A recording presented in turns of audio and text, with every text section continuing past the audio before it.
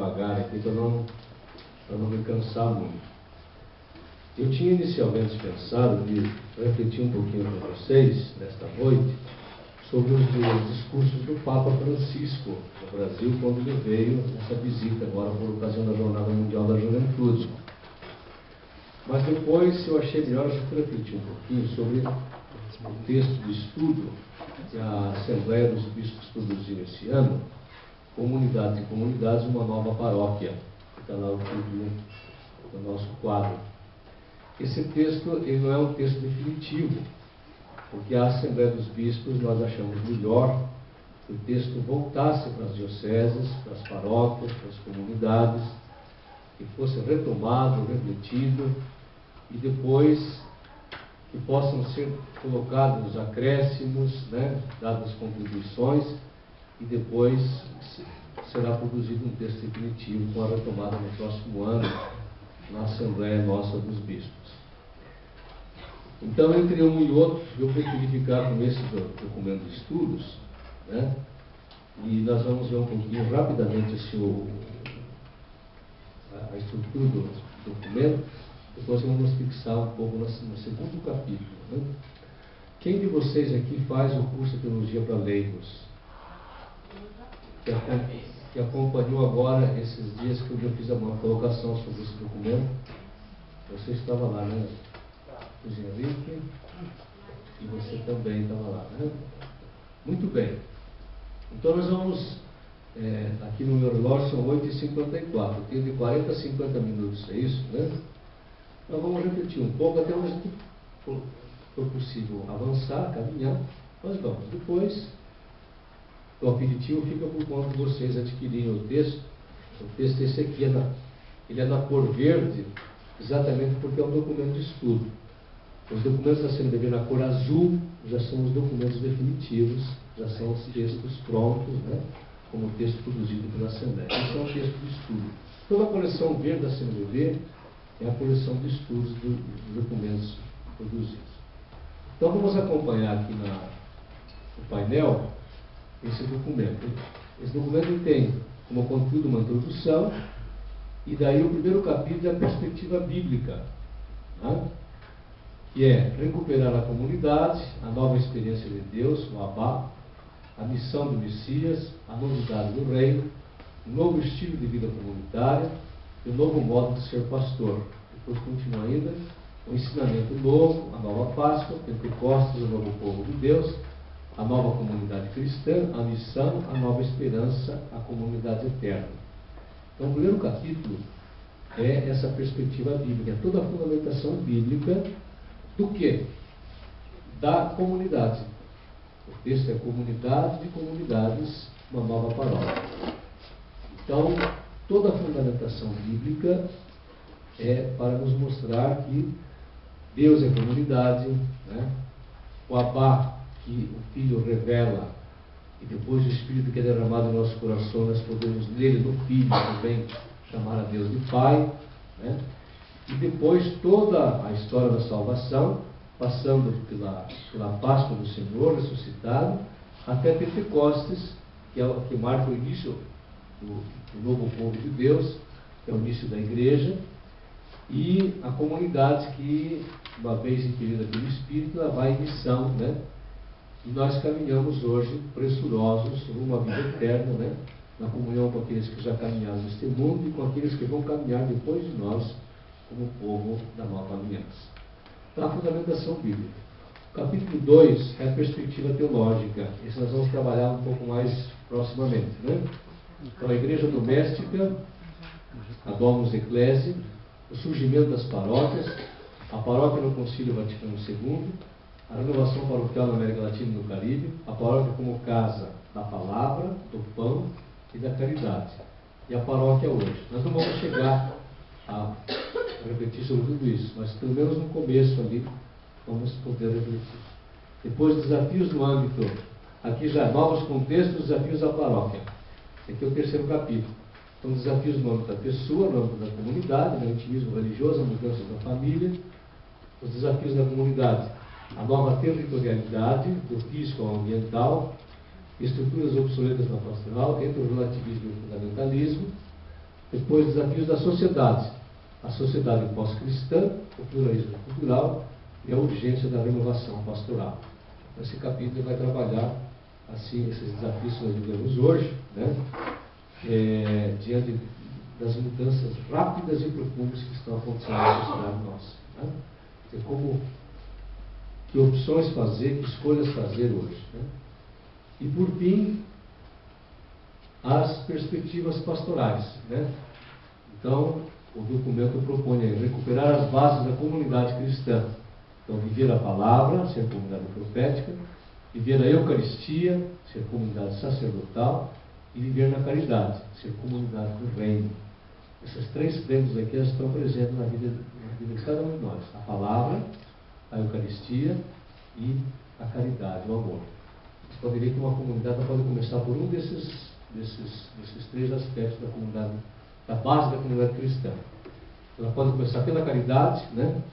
Você mora lá no bairro, não tem comunidade nenhuma, de repente você vai fazer uma visita para um doente, para um irmão que sofreu um acidente, alguém que um vizinho que precisou de ajuda, você nem conhecia, chegou ali naqueles dias, de repente, pela caridade, você começa a viver uma vida fraterna, você vai somando com o outro, você vai formando uma comunidade. Ou pode celebrar a liturgia, vai lá rezar o terço, vai lá fazer uma celebração e começa uma comunidade. Ou pela palavra, com a Bíblia, né? Poderá também começar uma comunidade. Depois, as perspectivas pastorais, a comunidade de comunidades, a setorização da paróquia, integração de comunidades, movimentos e grupos e revitalizar a comunidade. Ainda a conversão pastoral, conversão dos ministros da comunidade, protagonismo dos cristãos leigos, protagonismo de vocês hoje, né? Transformar as estruturas e a transmissão da fé em novas linguagens. Mas o texto tem todos esses conteúdos aí. Nós vamos, então, aí tem essa parte das proposições, né? Criatividade, pequenas comunidades, ministérios leigos, a formação, a catequese de iniciação à vida cristã, os jovens, a liturgia, a caridade, o perdão e a acolhida. E depois o documento faz umas considerações finais sobre esses capítulos todos aí. Nós vamos trabalhar só no capítulo 2 hoje, né? Não vamos nos ater aos outros aspectos aí. E nesse capítulo 2, nós vamos começar então aí na perspectiva teológica, com esse número aí, número 39. Vamos ler juntos? A compreensão de comunidade deriva da vida e do ensinamento de Jesus. Na sua base está a experiência da comunhão. Todo itinerário do discípulo é vivido na comunhão com o Mestre. A dimensão comunitária se inspira na própria unidade. Sem comunidade, não existe autêntica experiência cristã. A dimensão comunitária da fé cristã conheceu diferentes formas de se concretizar historicamente. Não é fácil identificar todo o processo de configuração da vida paroquial. É importante apresentar alguns elementos que podem iluminar a renovação paroquial. Então, primeiro, a compreensão de comunidade. Ela deriva de onde? Da vida e do ensinamento de Jesus. Nós pegamos os evangelhos, né? Os sinóticos, o evangelho de João. Jesus, desde o início, vai pregando a boa nova para as multidões, depois ele vai formando uma comunidade com a qual ele dá uma formação específica. Né? E é desse ensinamento dele que brota essa compreensão de comunidade. Na sua base está a experiência da comunhão. Qual comunhão? A comunhão do Cristo Senhor, né, com o Pai, e ele é impelido pelo Espírito a anunciar a boa nova. Quer dizer, o que eu ensino a vocês é o que eu aprendi do Pai. Não é ensinamento meu, mas é ensinamento do Pai. Tá? É esse ensinamento que Jesus vai dando para os discípulos e vai formando, então, com ele, o grupo dos discípulos. A dimensão comunitária se inspira na própria Trindade. Aqui, sem comunidade, não existe autêntica experiência cristã. Esse é o primeiro princípio importante para nós, nesse documento, esse capítulo 2, para a nossa vida cristã. Vamos ler novamente? Sem comunidade não existe autêntica experiência cristã. Isso aqui não é palavrório, não. Isso aqui é um princípio fundamental para a nossa vivência da fé. O sujeito que vive a fé, mas não tem esse espírito de comunidade, não faz autêntica experiência cristã. Viver em comunidade é facílimo, não é verdade? Hein? Viver em comunidade é muito difícil. Viver em comunidade não é fácil. Viver em comunidade é um aprendizado ao longo da nossa vida. Quando a gente se converte e começa a participar da vida da igreja, de repente você começa a ver um defeito aqui, um defeito ali, tem um defeito o bispo, tem um defeito o padre, tem um defeito o cursilho, tem um defeito para cá, tem um defeito para lá. Mas meu santo Deus, mas que comunidade que é essa? Ah? Porque é uma comunidade constituída de pecadores que querem ser santos. Ah? Então, eu tenho que me abrir para a experiência da vida comunitária. Se eu quero fazer uma autêntica experiência cristã de fé, eu preciso fazer experiência de comunidade. E a experiência de vida comunidade, ela não é fácil, é difícil, é um desafio.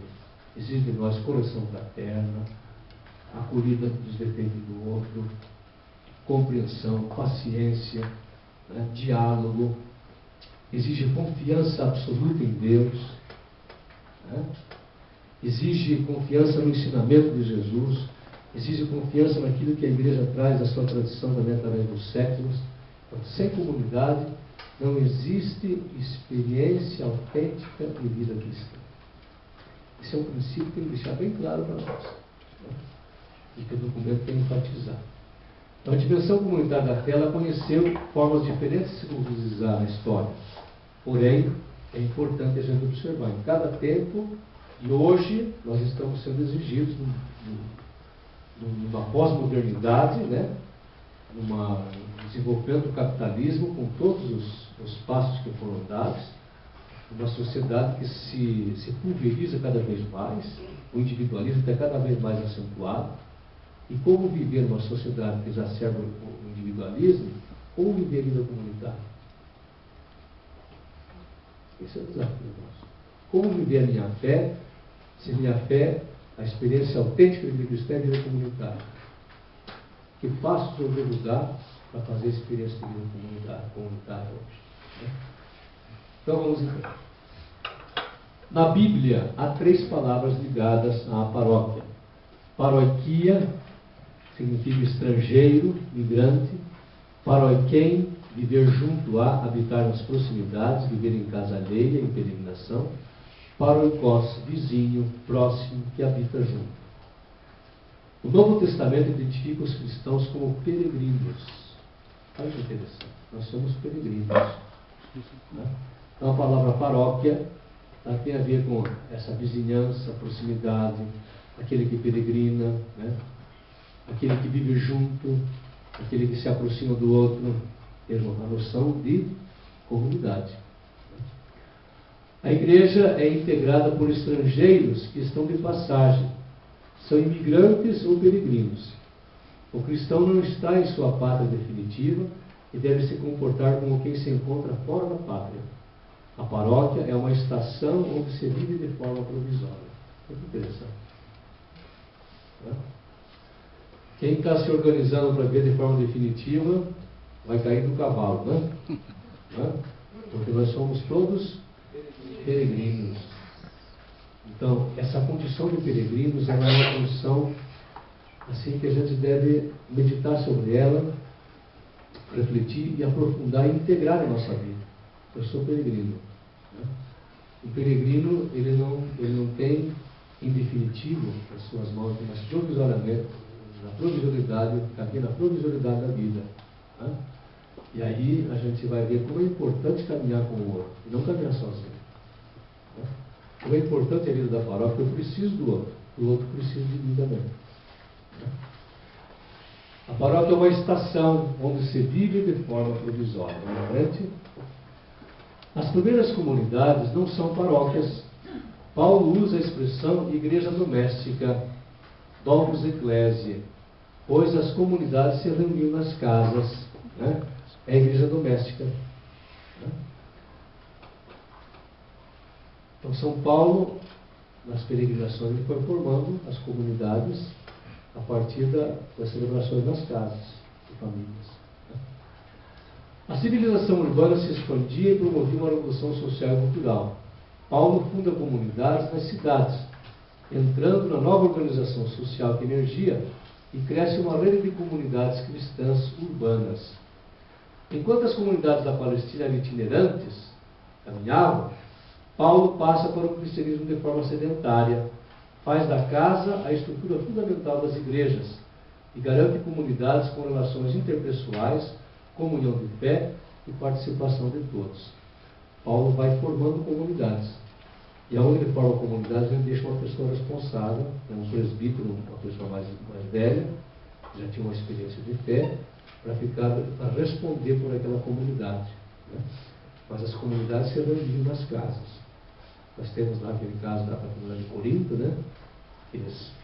Muitos vinham para a comunidade mais para ser banqueteado que para celebrar a Eucaristia. E São Paulo chama a atenção da comunidade. Cuidado que vocês estão celebrando a condenação de vocês em vez de celebrar a comunhão. Né? Não exacerbem lá para a alimentação. A comunidade se reúne para celebrar a Eucaristia, a comunhão. Mas era feita nas casas. Vamos em frente. O modelo institucional e o crescimento dos cristãos abalaram a igreja doméstica. As assembleias tornam-se cada vez mais massivas e anônimas. E surge a paróquia territorial. Começou a crescer demais, reunia comunidade com comunidade, e quando vai aumentando muito, as pessoas vão se tornando anônimas, ele não conhece todas, né? Surge a paróquia territorial. Desaparecem as fronteiras entre a comunidade eclesial e a sociedade civil e se identifica a paróquia com a igreja paroquial. E um outro elemento aqui que acontece é, não só a comunidade ela perde aquela identidade primeira dela como igreja doméstica, mas agora como comunidade paroquial, territorial, ela se expande demais e perde o que mais? Desaparecem as fronteiras entre a comunidade eclesial e a sociedade civil. Então a paróquia, tudo que está na paróquia é paróquia. Né? Nós pegamos a noção que nós temos hoje, fala assim, a paróquia Imaculado Coração de Maria, Paraíso. Toda aquela parte da paróquia, isso aqui tudo é paróquia. Mas dentro da paróquia tem igreja evangélica, tem ateus, tem gente que não participa, tem cristãos que participam da comunidade, outros que não participam, né? Quer dizer, essa questão nova surgiu depois com a expansão das comunidades, né? Elas perderam também aquilo que era característico, aquilo que distinguia a comunidade como comunidade cristã, né? Ela se misturou com a sociedade civil. A partir do século IV aparecem a diocese e a paróquia. A diocese surge como expansão das comunidades eclesiais urbanas e a paróquia é uma expressão dessa comunidade em menor escala. A igreja se organiza em torno do presbítero ou diácono que fazem as vezes do bispo. Então veja, na medida que vai avançando na história, a igreja vai se organizando com outras estruturas. Aqui da paróquia aparecem as dioceses, né?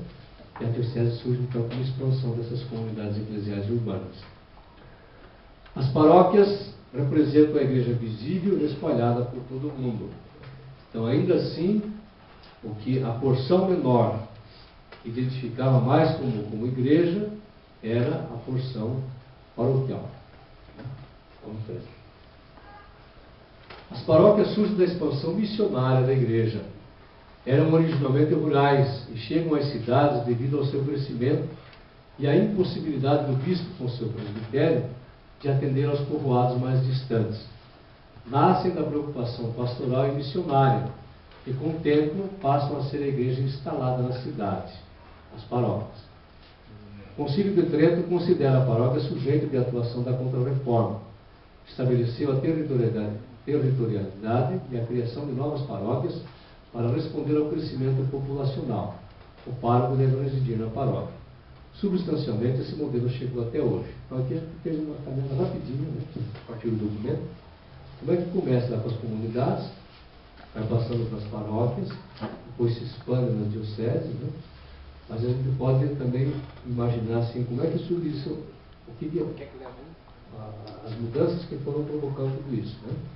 Quando foram construídas as grandes basílicas, as catedrais, né? E aí a pessoa perde assim aquela identidade